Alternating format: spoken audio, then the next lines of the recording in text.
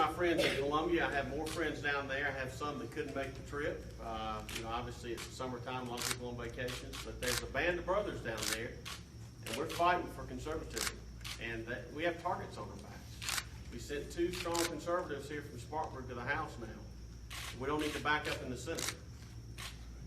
I fought to send money to the roads. I have continued. I was the lead sponsor drafting the audit of the DOT. What we need is basically we've got a problem in Columbia, and it's a spending problem. We've got the same problem in Washington. And when they can't raise your taxes, they want to borrow money. We had over $1 billion surplus. But first they wanted to raise taxes. We fought it. We stopped it. That made them mad. Now they're borrowing money, but they're back next year. And why is this so important, the special interest? Why is this so important to the chamber and all these groups? Because they like to dole out big incentives to their buddies that pay for their memberships. And where do they get that from? They get it from you, from the taxpayer. And if they can grow that treasury by raising your gas tax, guess what? That gives them more money to play around with. And that's just wrong. That's right. It's nothing more than legalized plunder.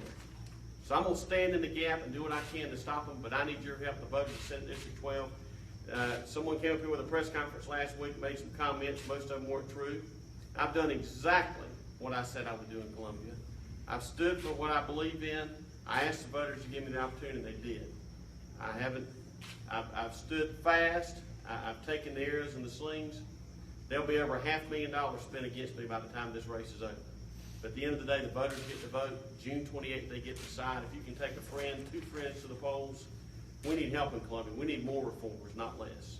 So I thank you for being here today, and really